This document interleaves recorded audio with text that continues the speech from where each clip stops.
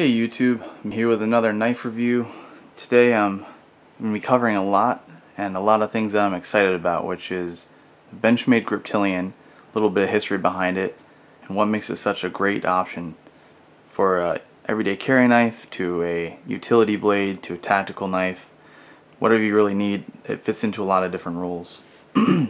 So Benchmade has been around for a while. They've kind of went through, like many other companies, a lot of different changes over the years. Company name changes, relocation. They really fell into their own when they moved to Oregon.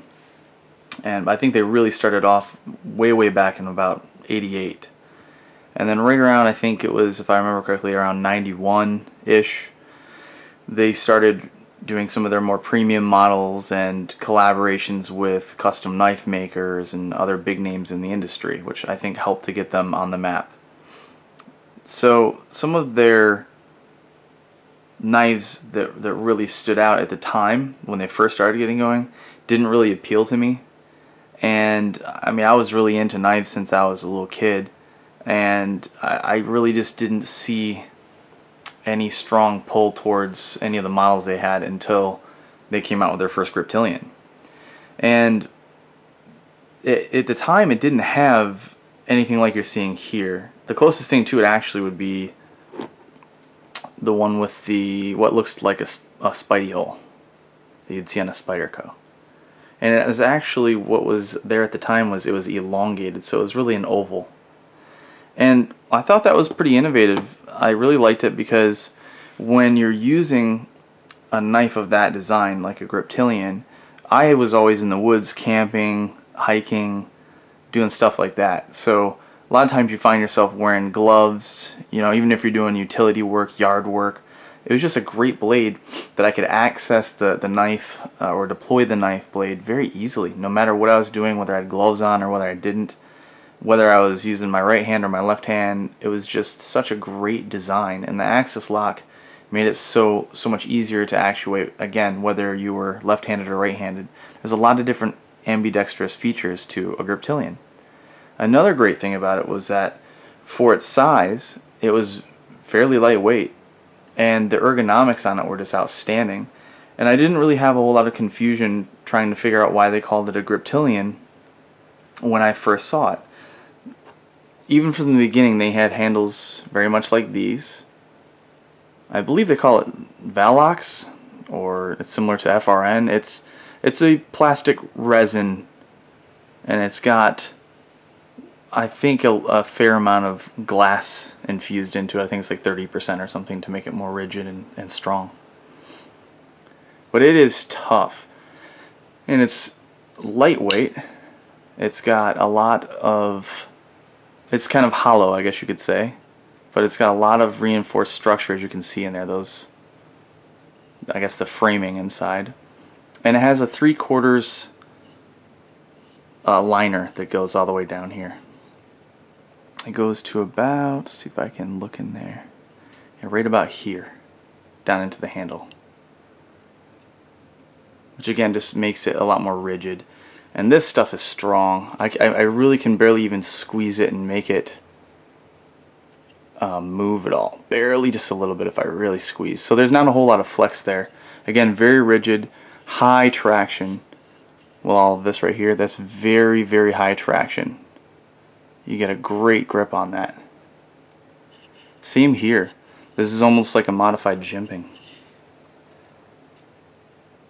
These ridges that stick out. Same on the back, on all the important points right here. And it's contoured. So the handle itself is rounded, not just a flat slab.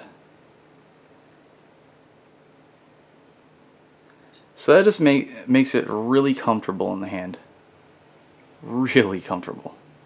There aren't a whole lot of knives that feel better in the hand, especially when I'm doing heavy tasks or, you know, heavy chopping or cutting. And it's really went through a lot of different changes over the years. A lot of people may laugh at that because they, you know, this is the most recent Griptilian with M390 steel. and people were begging forever, like, when are you guys going to do something new with a Griptilian, whether it's Doug Ritter or whatever. And they answered that in a lot of ways, but you know, people kind of laughed for a while because they're like, it's the same old thing. Well, I understand from a marketing stance why that's important, to mix it up and give your customers and, you know, the knife community something new.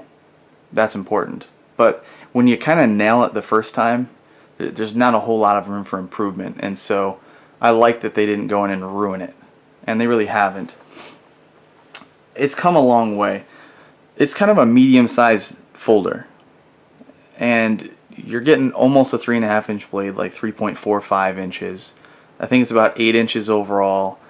And depending on what option you get, I'm talking about the Large Griptilian here, the mini grips. I'll get to them in a minute. The Large Griptilians they range depending on what model you have. For example, this one here is 4 ounces even, and this is just your Doug Ritter. This is, in my opinion, the best configuration a Griptilian can come in, unless I was able to get the Doug Ritter blade with the Spidey hole. I guess I can't have it all though. But if I could get the thumb hole in it like you have here on this one, on the Doug Ritter blade, oh man, it'd be crazy. But this is as good as it gets for a Griptilian, in my opinion. And it's 4 ounces, so it's not super heavy. It's got a nice low profile pocket clip. It's the weird looking pocket clip. I'll be replacing that with something more like that. Or maybe something like this. That's one of my more favorite or preferred pocket clips. Yep. But this here is just a great knife. This is my first Doug Ritter over here. Very standard, very basic. Same blade design that you just saw there. And I've actually beat the shit out of this knife. And that's the great thing about it. You can't really tell. I've reprofiled the edge. I've had to fix the tip because I took a little tiny chip out of the front end of it. I mean, I've put this thing through hell, and it looks pretty damn good. I was really hoping to have a Benchmade Griptilian that was just gonna be like, man, you see how beat up this thing looks? I've really used it. Well, sorry, it doesn't look beat up. I've really used it. It's just an awesome knife. It just lasts. I had this one since I think the Ritters came out. I think I got it around 2004, 2005. At least I think that's when they came out, because I was always looking for something new with Griptilians, and the second I saw anything in the forums about it, I bought it. And I never had a better Griptilian option than the Doug Ritter. It's the best blade option, hands down, by far. And they offer some of the better blade steels, or at least when they first released the Doug Ritter, they came with S30V. And a lot of the Griptilians, they evolved. Yeah, I think they had 440C or something like that in my first Griptilian, and then they moved it up to 154CM, which is decent. And they have since come a long way and give you a whole lot of other options. They're just such great knives, but they're also, for a lot of people who aren't experienced or haven't really gotten out and used it, or just don't know a lot about knives and what matters for this type of knife and its, you know, its application that you would normally put it into, they might hear that or feel the plastic and feel this cheap or something. You know, a lot of times people associate weight to quality. You know, nice heavy. I've actually had people do that don't know much about knives. I hand them the knife and they're like, "Ooh, heavy, nice. This is quality, isn't it?" And I'm like, no more than any other knife necessarily. It's just a heavy knife. It's actually, normally speaking, a disadvantage. So that's the goal with these cheap plastic handles that they put on the Griptilians. They want it to serve its purpose well, which is, again, to be put into a system and hard used. And it does that with some of the best options out there. And it's not a cheap knife. You get them You can get them used on eBay for all sorts of prices, but brand new you can get probably not a Doug Ritter, but you can get just your standard Mel Purdue blade like this one here. Not with all this crazy etching that I did on it, but this design with a standard handle like this for probably $80–90. Pretty awesome. It's got a little thumb ramp. You've got some jimping here, fairly aggressive. You got the axis lock, which works for, you know, righties or lefties, doesn't really matter. Pretty awesome. Okay, that's not that expensive when you realize what this knife's capable of. When you know that you could keep this for a lifetime, potentially, and really hard use it, and it's not going to fail you, that's a very good price. Made in the USA, that's pretty awesome, especially for that price. So Benchmade does have some real premium options out there. They have very expensive knives, but if you really want, you know, one knife to kind of do it all, and again, in a matter of speaking, you're not going to be able to find a lot better option out there for that price. For $80–90, you're just not going to find it. If you need a machete, if you need an axe, something like that, it's obviously not going to fulfill that role. So I know that's not a literal statement, one knife to do it all, but it's amazing what this knife can do. It's not because it does have a thicker handle. I think the handle's over a ½ inch, like 0.6 or something like that, because it's contoured. It's not just as wide as this back portion here. Because of that, it's not, you know, for a lot of people who like smaller knives, it's not the perfect EDC knife. It's just a little too robust. Me, I EDC this knife all the time. It's probably in my top 10 EDC knives. For me. I say the general public probably won't appreciate it for an EDC as much as I do, but I've carried really, really small knives, and I still do to this day, and I love it, and I carry large, crazy custom knives that are like 8–9 ounces sometimes, and it doesn't bother me. So I'm not wearing like thin linen pants when I do the heavy ones, but 4 ounces, 4.5 ounces, no problem. No problem for me. But a lot of people, again, everybody has different preferences, and that's why Benchmade nailed it. They said somebody wants this knife because they love the design, but they want something a little bit smaller so it'll be perfect in the pocket. And they answered that request. Sure, we'll make a mini grip. It's just under 3 inches, the blade. I think it's 2.9. And it depends on the configuration for the weight. I don't know if I have a real good example in here. Let me weigh one real quick. I'll weigh this one because it's G10 and it didn't change the form of the handles. You get all that much. And this is 3 ounces even.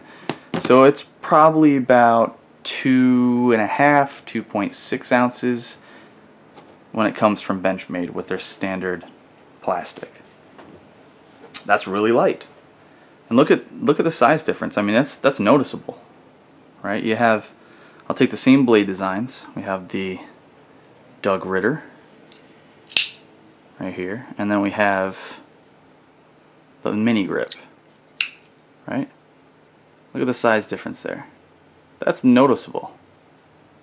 That's pretty significant. They really shrunk it down. Everything's the same.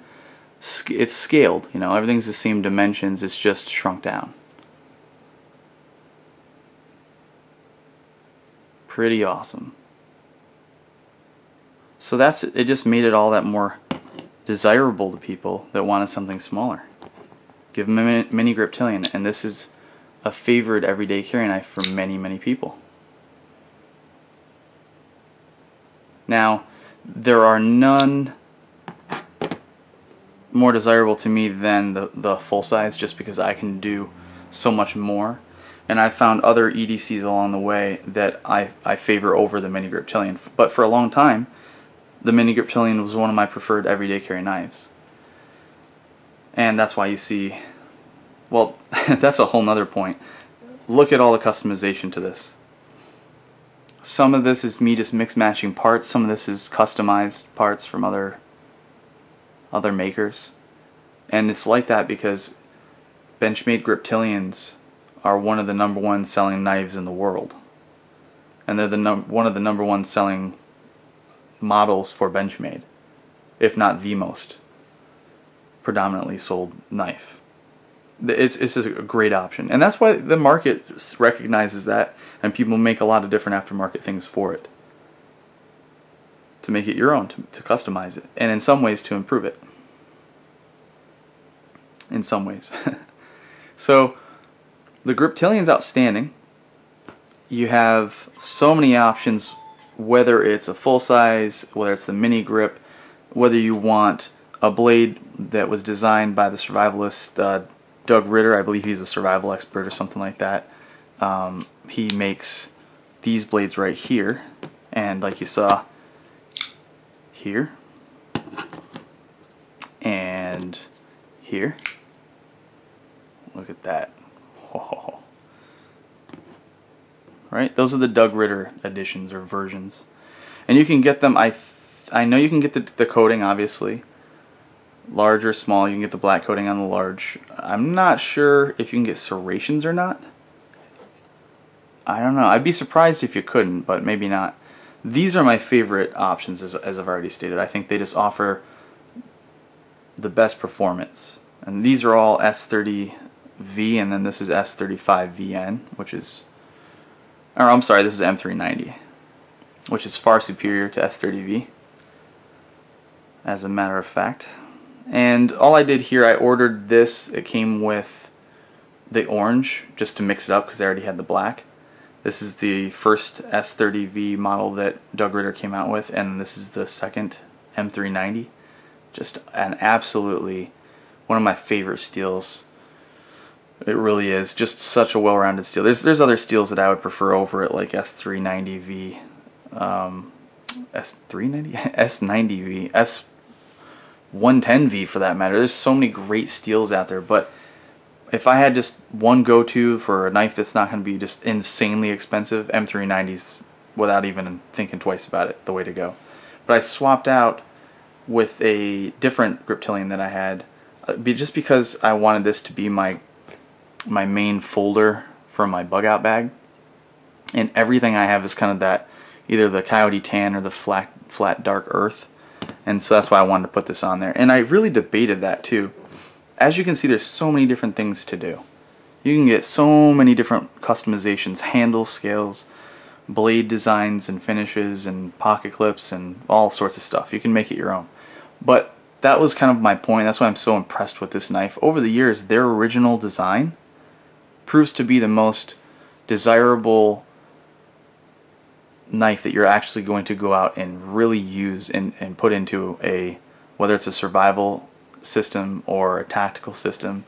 When you're integrating it into something and you need it to be a tool, this is weather resistant, heat, cold. It's not going to crack, it's not going to melt, not anything you're going to be doing anyway, unless you're playing around by volcanoes or something. It's not going to do anything crazy. It's going to stay just the way it is for you. It's going to give you tons of traction. It's lightweight. It's easy to clean. It's reliable. The lockup is sound. It never has ever failed me, and I've beat the crap out of these. It's just perfect. So I said, you know what? I'm going to leave it the way it is. I'm just going to change the color a little bit. You know, maybe I should have put the black coating on everything, just so that way it has a little more resistance, has a little more life on it. That would have been the only thing that would have probably made it a little bit better. But I just love the stonewash on it that comes with it. It is such a good job.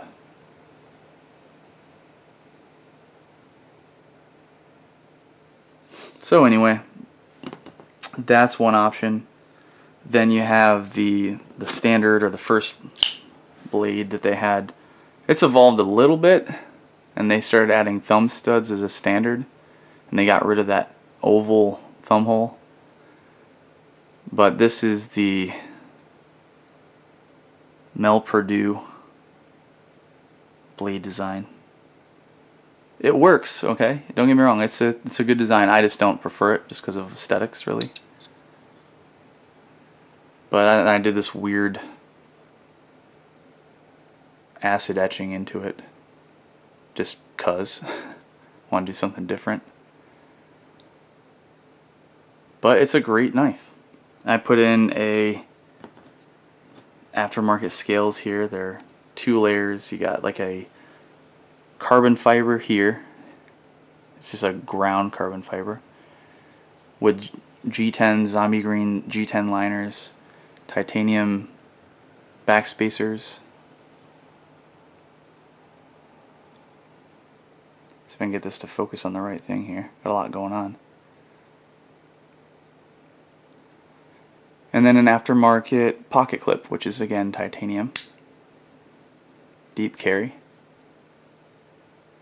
Put a crazy sharp edge on it. And is awesome.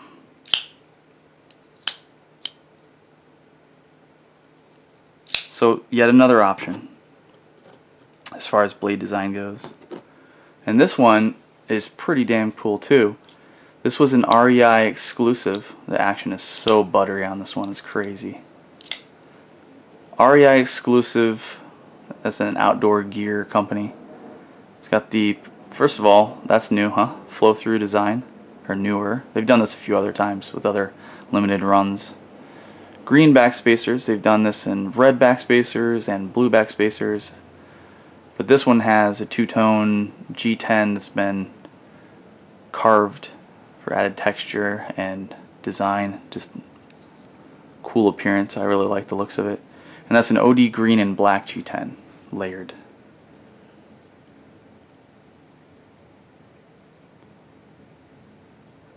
And if you haven't noticed, there's no Torx heads on these here. All the hardware is just this matte black, except for the actual screw here and the screws on the back here. It's a little more high gloss.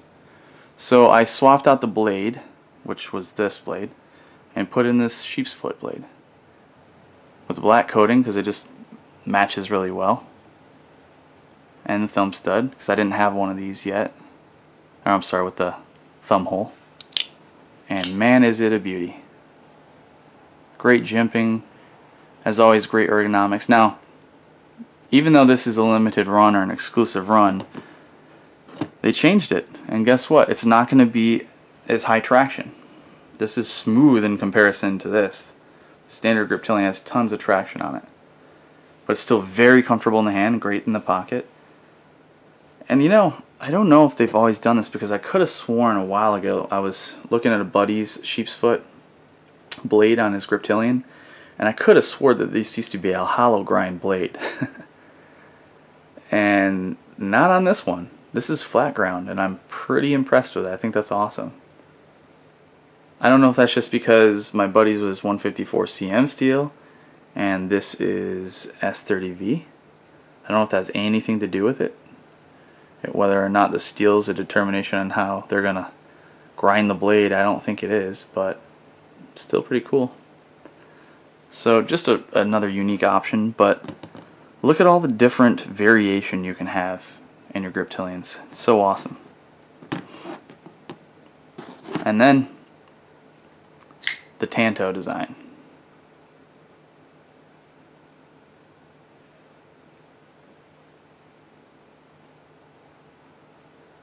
And that's 154 cm. I think that's the only 154 cm blade I have for Griptilians anyway. So what we're looking at here is options. The ability to customize what is a great design, because a lot of people want it and they want to make it their own. So we've gone over the different blade options.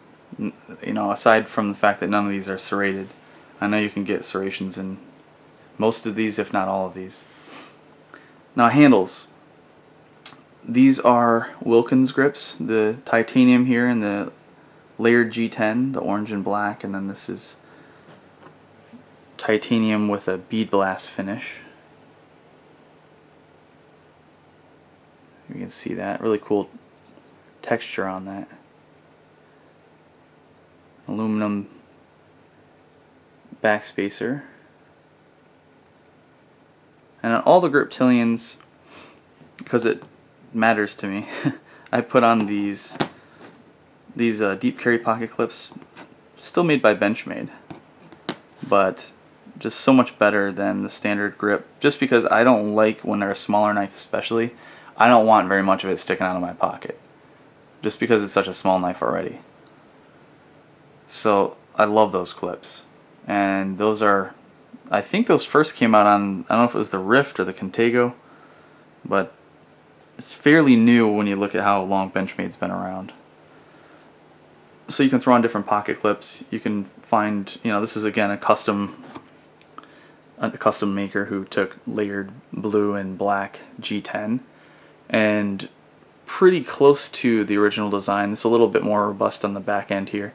Made the same contoured, beautiful handle, just flow through with standoffs on the back there. And it's gorgeous. I think they call those death grips. I had another video where I reviewed some of his work, so check it out and give him a call if you like these. He does all sorts of, he'll do anything as far as Griptilians go, big, small, you know, mini grip, full size. He did the 940 custom handle scales for me. Does great work. But I just wanted to show you there's so many different options out there. They're an outstanding knife. They really have a lot of different applications for them, and I think anybody who wants one is going to be really thrilled if you haven't already heard about them. I really do. I would recommend, in my personal opinion, getting a large Griptilian, unless you know that you're just never going to go out and go camping or use it as a utility blade, or just never need that extra handle space and that extra blade. Because if you want an EDC and you just love the way that, I don't know, you love something about the Griptilian, then fine. If it's only going to be an EDC, you might want to lean towards the mini grip. But I'm going to show you a couple other comparisons here for EDCs that I think are going to be a better option than anything you're seeing right now for EDCs. And then I'm going to kind of show you some things that are kind of like a heavier use, you know, similar to the large Griptilian, that just kind of proves that the large Griptilian really holds its own. So as far as the mini Griptilians go, let me get some of this stuff out of the way here.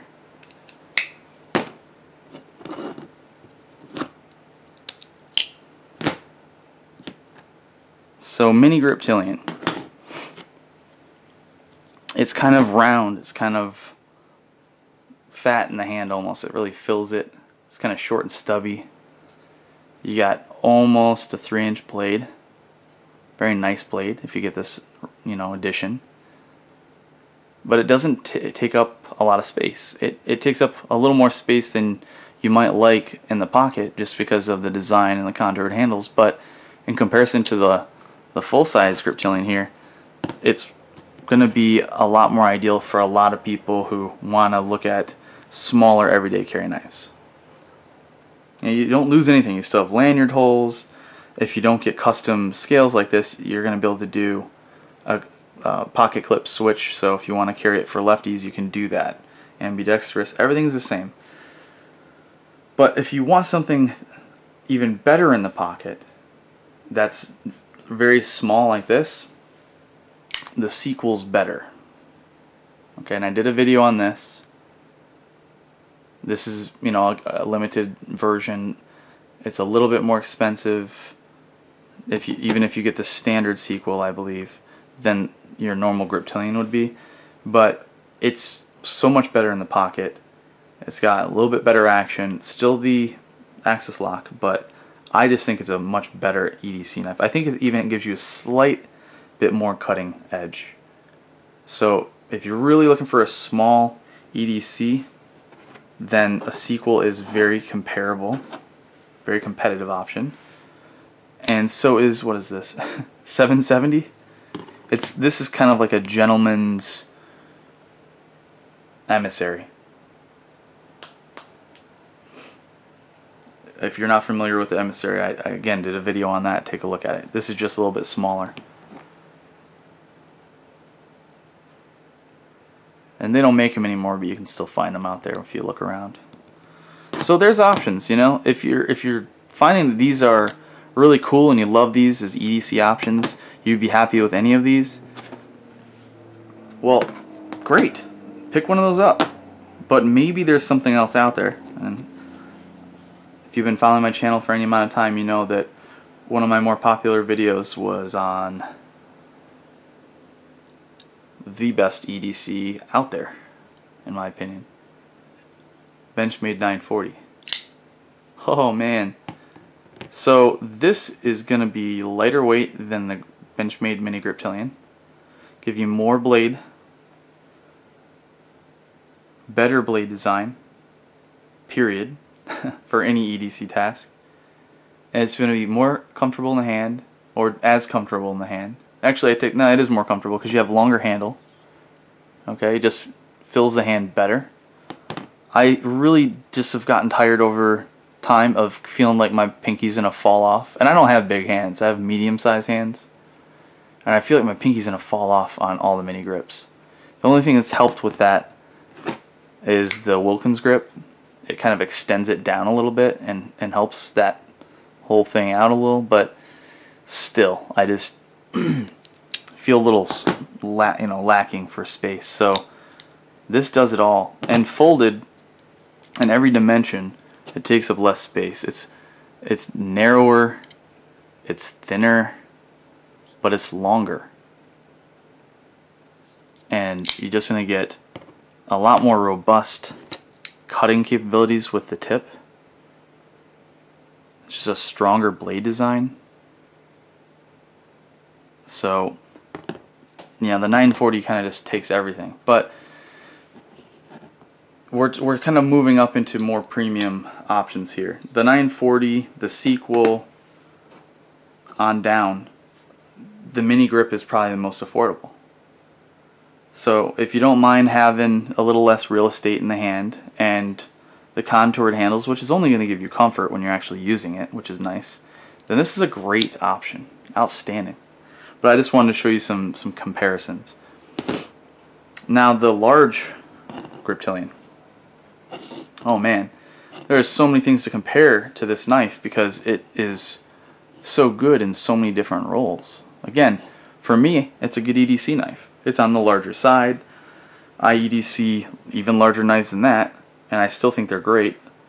But yes, it is for what a lot of people would like to just throw in their pocket day to day, every day, something that's going to be comfortable. This might be a little bit larger than they want.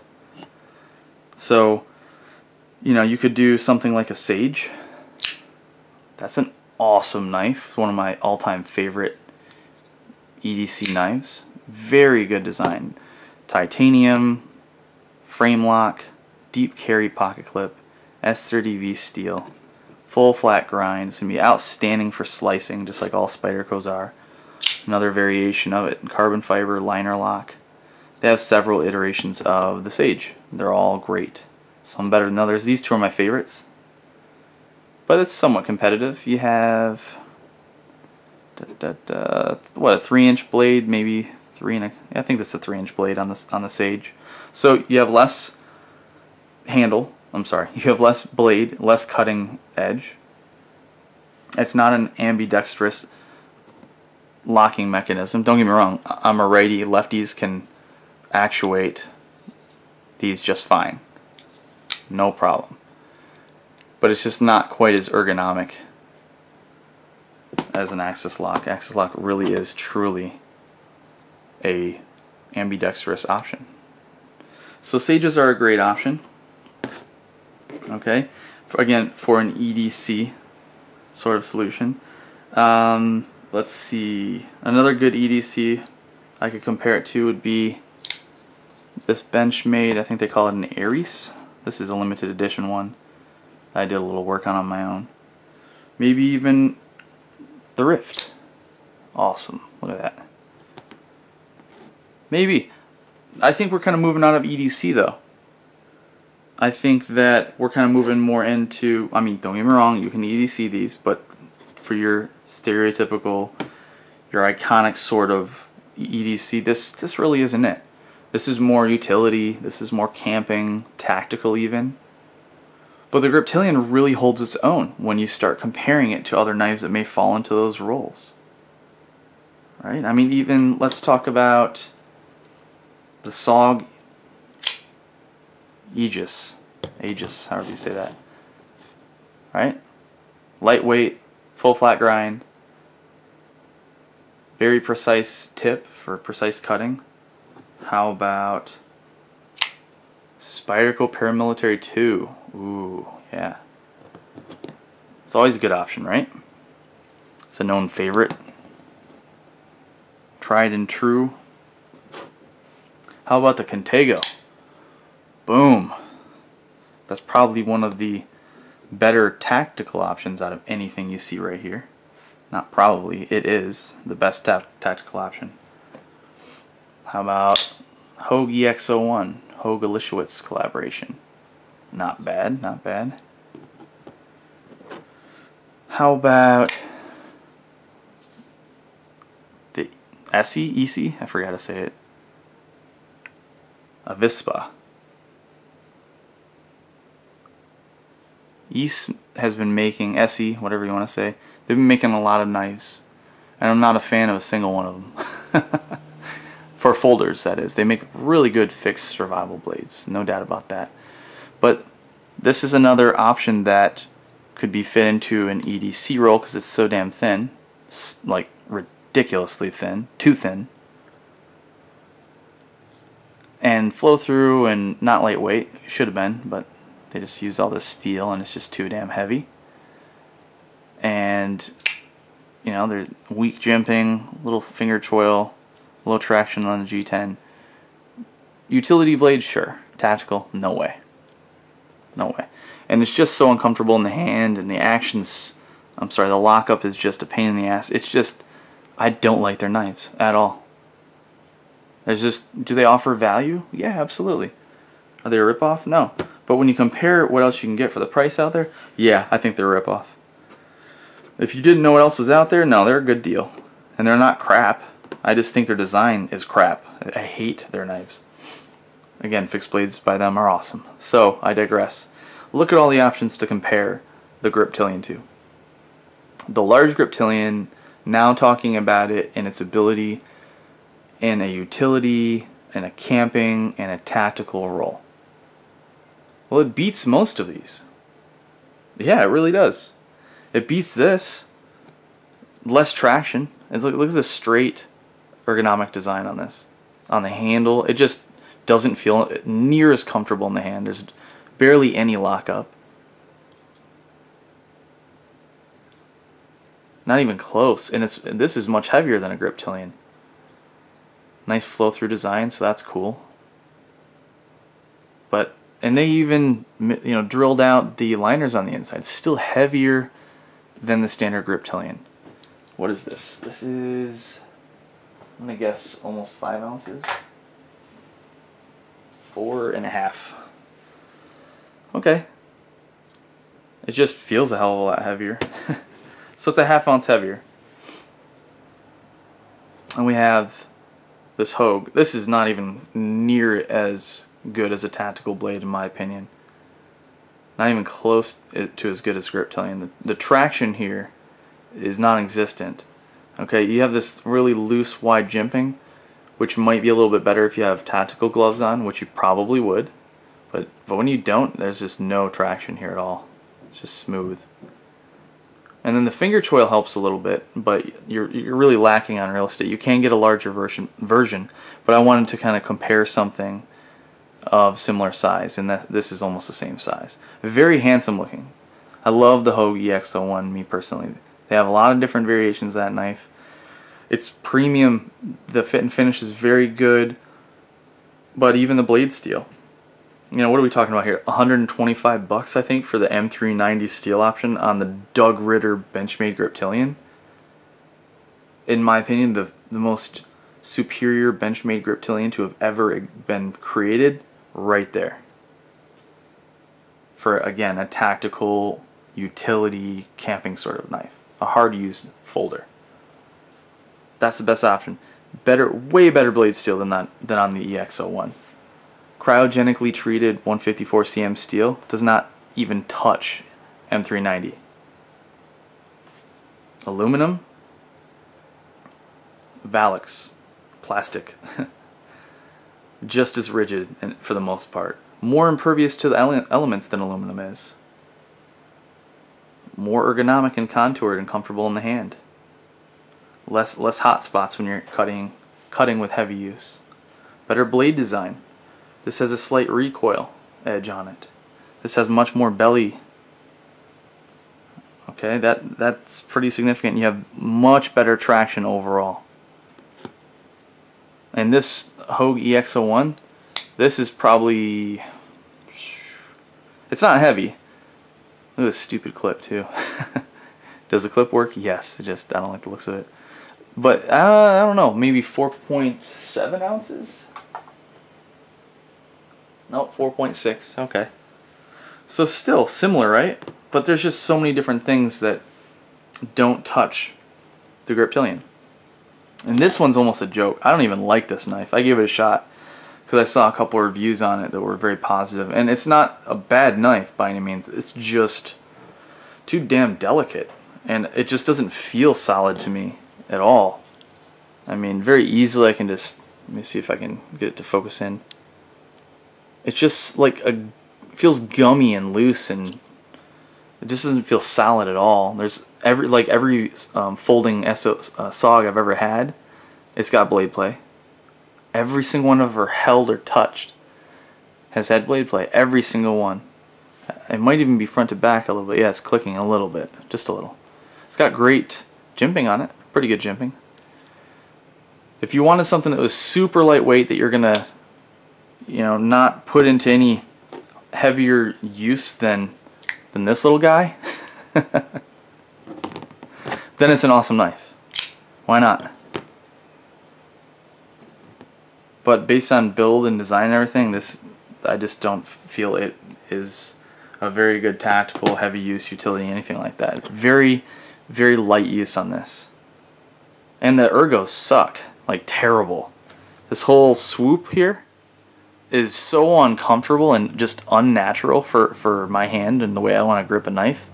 It just feels weird. This is okay. This is actually similar up here to the Contigo, right? Contigo. Great. But then this curves back in to let your fingers wrap around it. It's natural. That feels outstanding. Ergonomically, this design on the Contigo is great. The SOG just screwed it up. They have this big thing sticking out here, and it just wants to roll in your hand. It doesn't want to stay stable at all. Totally different price point though. Still not worth it. I think most SOGs are rip-off for what you're actually getting versus what you're paying for. Yeah, there's so many better options out there, it's not even funny. But I do like that I believe most of them are made in the USA, at least most of them. Maybe all of them. You got a cool black coating over the top of this Oz 8 steel. Oz 8 steel, decent. But I think this one when it first came out was around $80. What? $80 for this? Are you freaking kidding me? It's laughable. It's just hysterical. Maybe like 40 bucks. I mean, I lump this in with your average Kershaw. But it is lightweight, and you got a good reach on the blade. So if you were going to put this into a tactical roll, well, you know what? Some of this right here gives you some really good traction. So you almost have the finger guard to help reduce the chance of your finger coming up and sliding down on this, because this does come sharp, so that's good. Comes with a decent edge. Full flat grind. Okay, and it's kind of smooth everywhere else. You don't have a whole lot of traction anywhere else. Jimping on the back is actually great if you're holding it on the blade. They have the jimping pointing in the wrong direction. Should be pointing the other way. That way it actually grabs into your skin when you put your pressure down on it. But it's just smooth everywhere else. Deep carry. Okay, not that important. I want to know how it's going to perform when I stab into something. Look how delicate that tip is, that blade design. This is like a kitchen prep, like a tactical kitchen knife. So if you want to go out on a special ops mission and dice up some tomatoes, this thing's going to be awesome. Otherwise, I think it's kind of a gimmicky knife if you ask me. I have zero need for it in my collection, which is why it's on its way out. But does it compare to the Benchmade Griptilian? No. Nope. Totally different price point though, so I can't really be too hard on it from the materials they use, but the design is just laughable. You can't even compare the two. This Rift, oh man, awesome knife. Awesome knife. Just as utilitarian as the Doug Ritter blade here. Maybe even better. Who knows? Who knows? I think it has a stronger tip for piercing. Yep. It's going to do a better job prying through stuff. I think it's got the same blade stock on it, so you have some nice belly, just about the same cutting edge, just a little bit, tiny bit longer on the Rift. But it's a little heavier, flow through design, so that's nice. They didn't mill out the steel. Man, if I mill out the steel on this, I bet you that would lighten it up a little bit. Let me weigh this and see how comparable it is.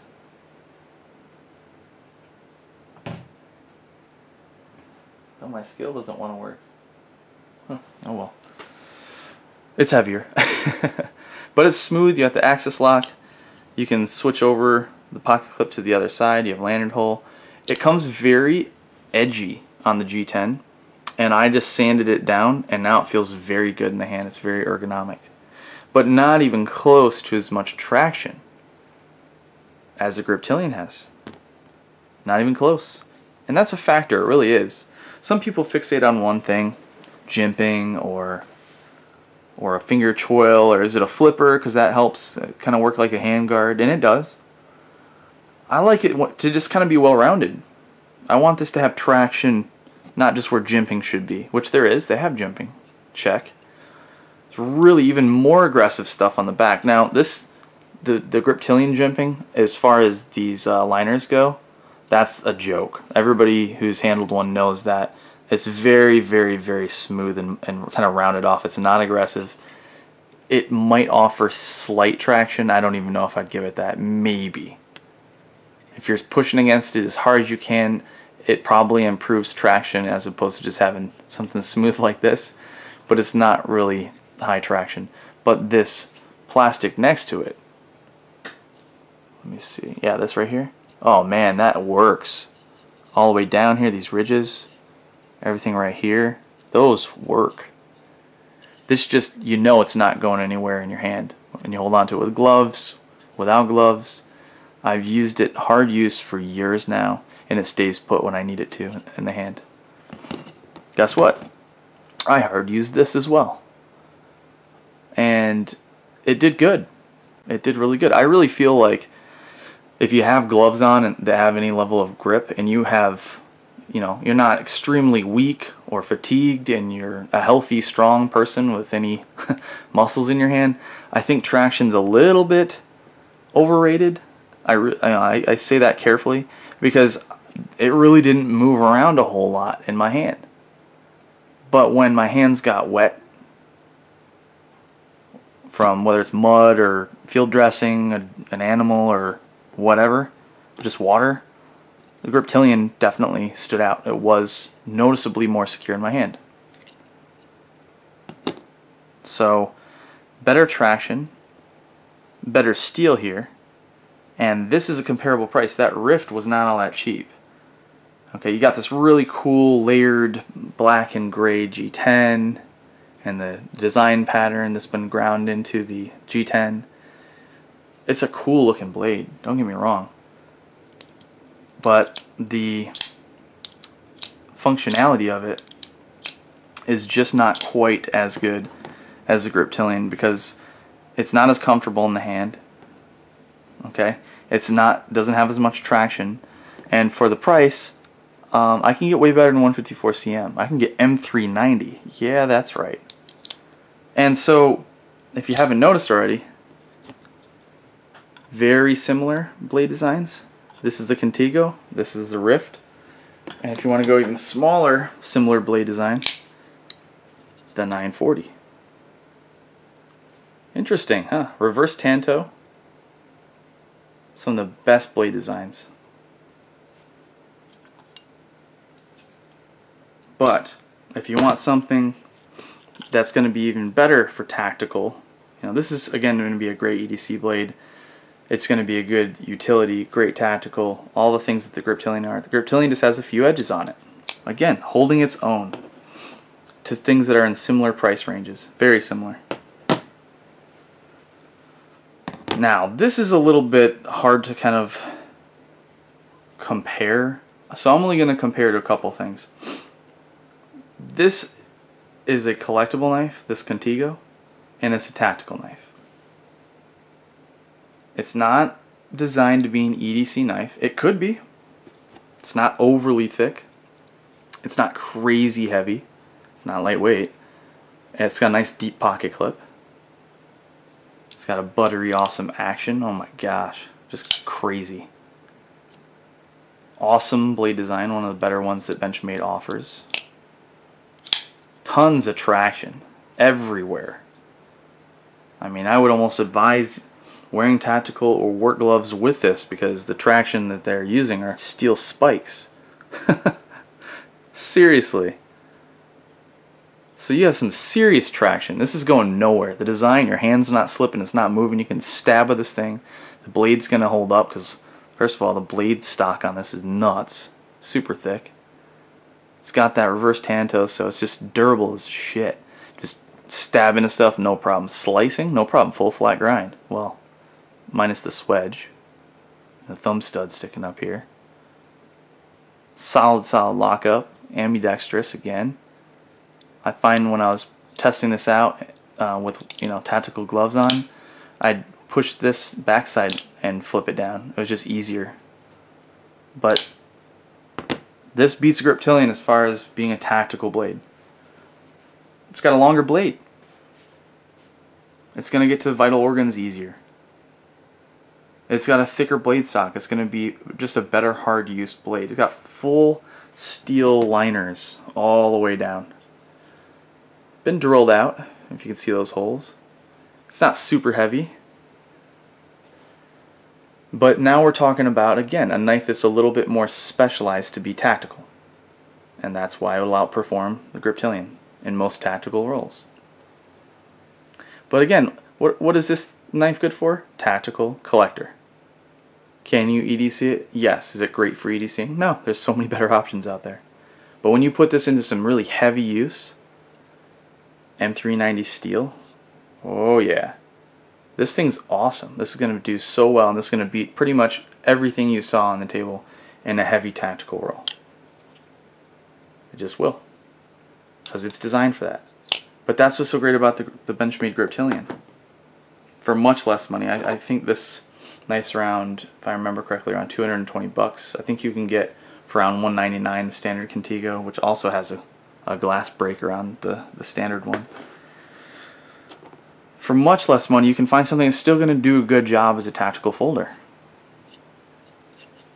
It really will. I've tested it, a lot of people have, but it's going to be so much less intrusive in your pocket or in your system, and it's going to be very, very dependable, and it's going to still do the job. It's also going to do a lot of other jobs that large, huge blade before you isn't. So far, the Griptilian prevails based on my experience, my thorough testing of all those knives you saw previously, and comparing them over the years of experience I have with the Griptilian. And now it comes down to probably one of the most compared options out there as far as these types of knives go, and that's the Paramilitary 2 by Spyderco. Now this is not the standard option configuration. You can get the Spyderco Paramilitary 2 in a lot of different blade steels. This one just happens to be one of the better blade steels that's come out, and they've had a couple others that compare and might even top it, but CTS 204P is crazy awesome steel. Pretty cool. Golden, Colorado, USA Earth. Love this knife. I just threw on some different custom handle scales, G10. Rounded the edges so it's very comfortable, very, very comfortable in hand, but it gives you tons of traction with this pattern. I think they call it, what's that, the Anzo grind or something like that? But it's nice, whatever it is, it works. Then you have what they call the compression lock. Right, so it's kind of like a liner lock in a sense. You push this out of the way, and then the blade can fold. And the reason why this was a very desirable design was because of risk.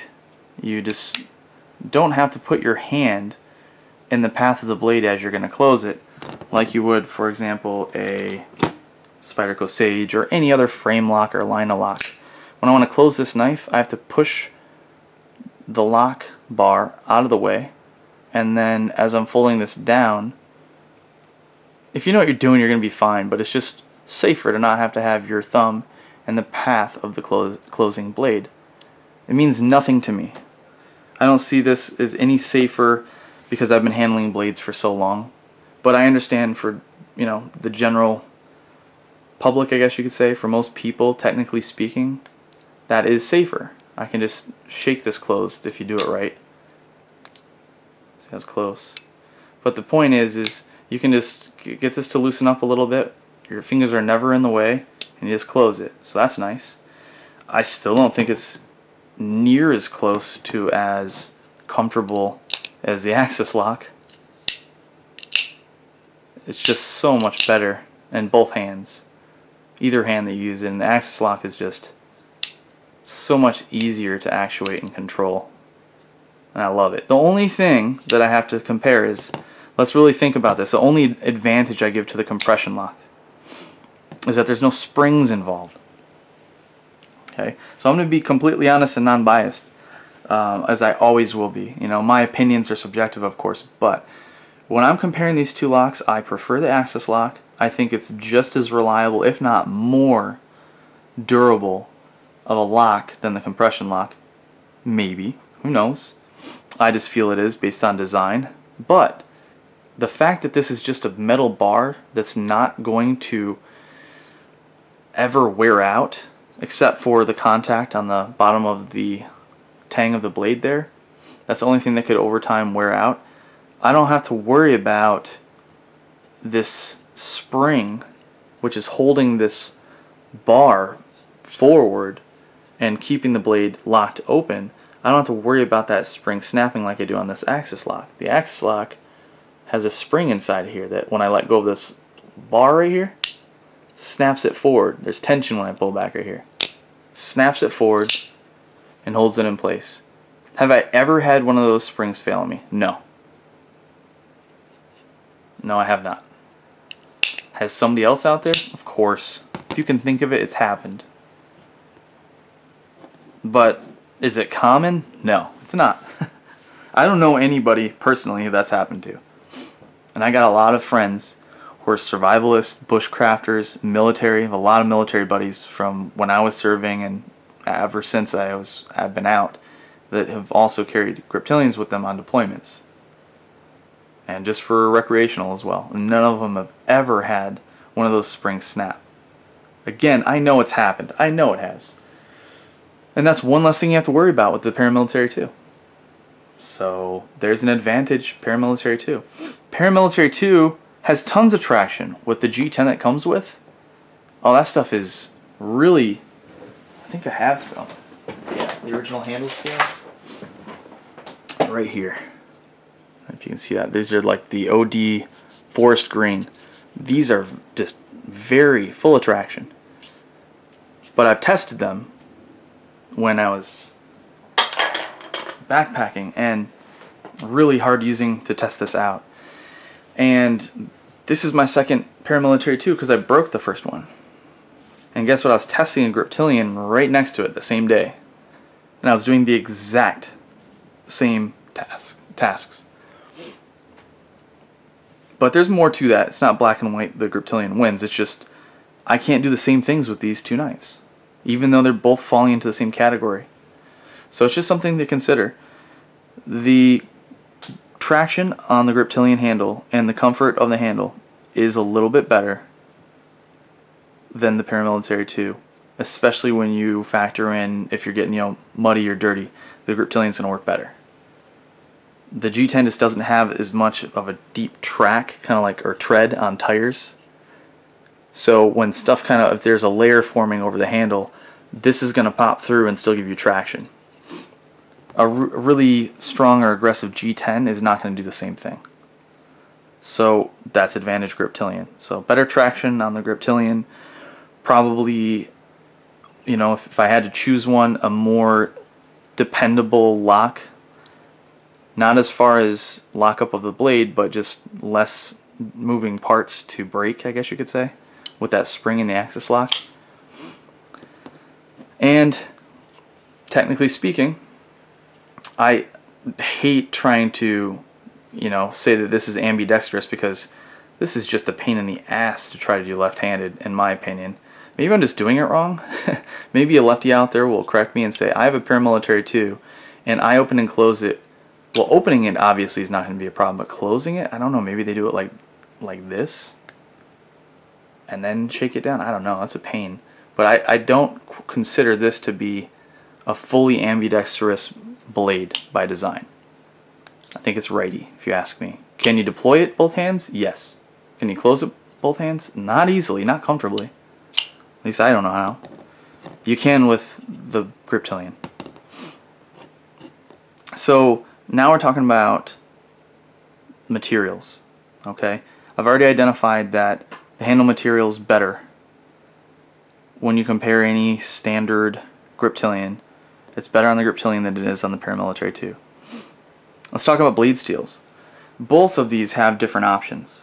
Okay, and I'll just put it to you this way: in current day, with getting a Griptilian, whether it's a Doug Ritter or whatever the blade is, the cheapest blade steel you can get is the 154 CM, which is good blade steel. It's not bad. A lot of people like it. I think the cheapest you can get on the Spyderco paramilitary 2, I think right now is S30V. Correct me if I'm wrong. I'm pretty sure that anything you're going to get right now is S30V. Okay, so there's an advantage, and they're comparable in price, except when you go and you get the M390, which is the best blade steel you can get for a Griptilian. You can get better blade steel in a Spyderco paramilitary 2, but it's going to cost you. For value, Griptilian wins. M390 is outstanding steel, and these other steels that you're going to pay twice as much as you would for the best Griptilian, the Doug Ritter version with M390, $125 for this, you're going to spend well over $200, maybe $300, maybe $600, if you can even find the paramilitary 2 with the best blade steel. And if you want a paramilitary 2 with M390 or a comparable blade steel, it's going to be significantly more expensive than the Benchmade Griptilian.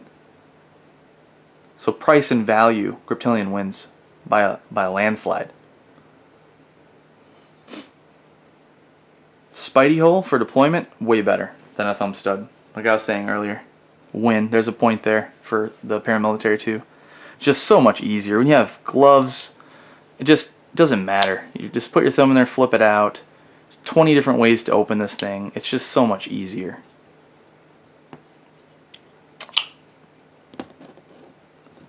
Thumb stud, not a problem. It works just fine. Okay. Both have solid lockup. Design, reliable. Both of them are very reliable. I would never hesitate to take either of these out into the woods for camping, anything like that.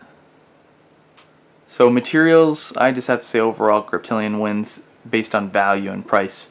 If you want to spend more, you can get slightly better materials on the Spyderco paramilitary too.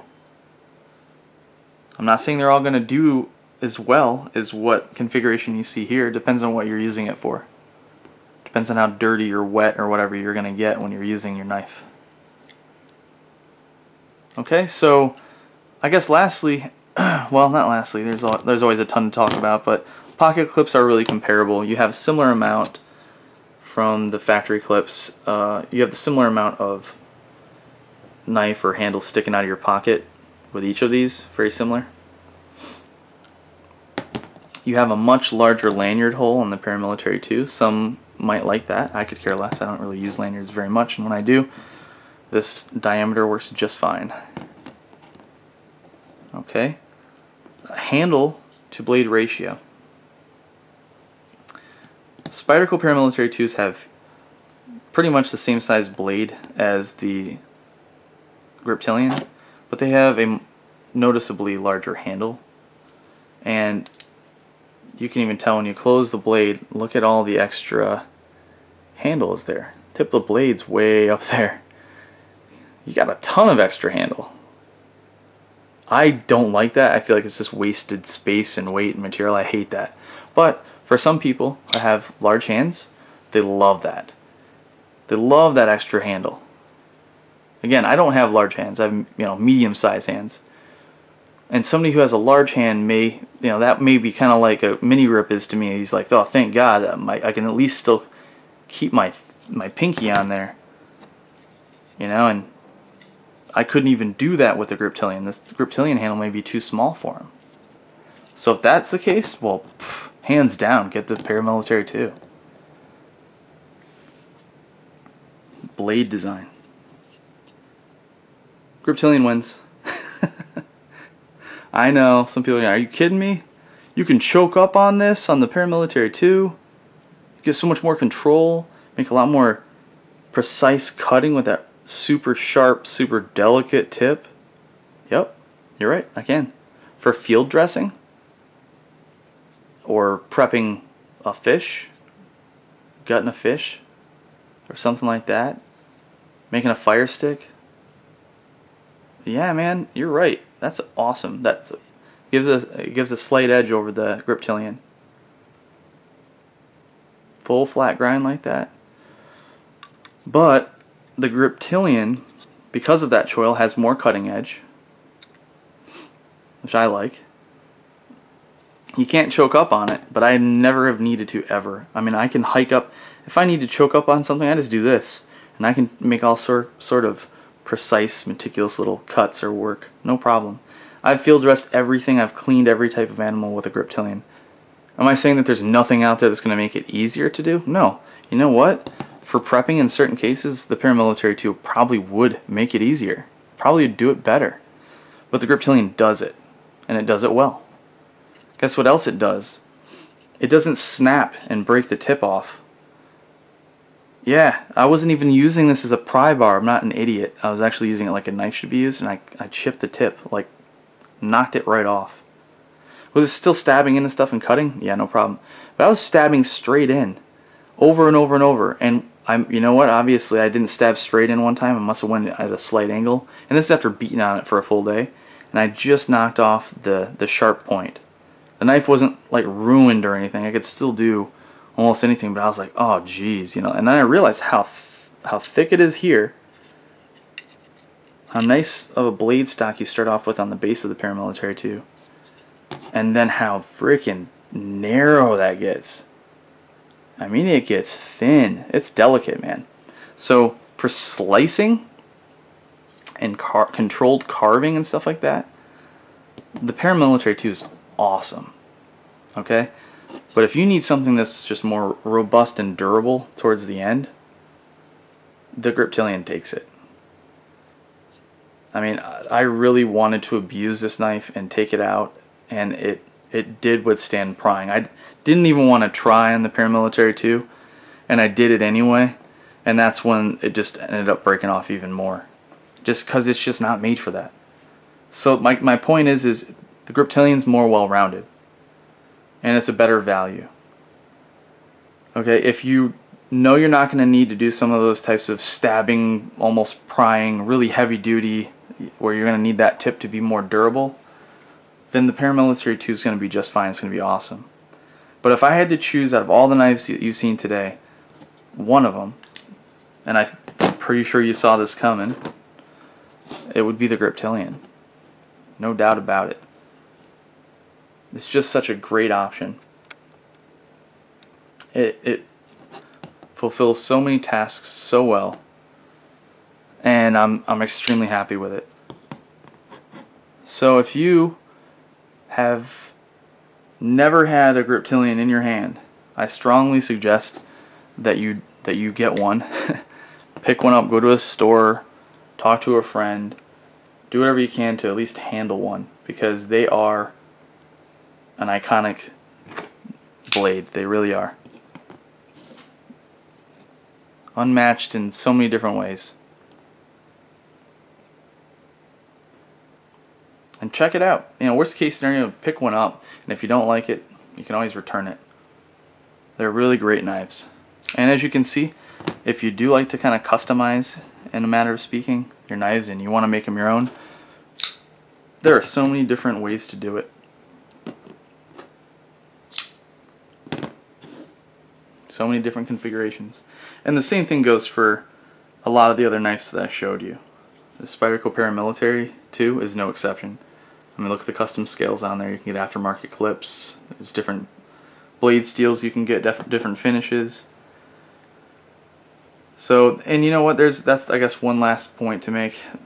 There's a lot of other manufacturers that are kind of falling into suit with getting better at being able to market their blades, their knives, their best sellers. And Benchmade nailed that with their Griptilian, because now you can do the custom Griptilians. You can go on their website and you can choose the blade steel you want. You can choose the color of the handle and the hardware. You can put on patterns on your blades if you want, and designs. You can get customizations done. All that good stuff. Different pocket clips. You can do that at your leisure. You can control it. You can order it, and that's pretty unique. Spyderco just kind of comes out with different options, and you just buy them when they're available. So it's not near as convenient, but Spyderco Paramilitary 2 does have a lot of options out there. But I have a feeling that you'll notice when you start shopping around for something a little more different with the Paramilitary 2, you're going to notice the price is way different. It's a lot higher. So bang for buck and the ability to do so many different things with a knife, Griptilian is legendary. It really is for a production knife. Well, I hope you liked the review. Please let me know if you had any thoughts or feedback, anything at all. I love to hear it. If you have any questions, that too. Thanks a lot for watching, and take care.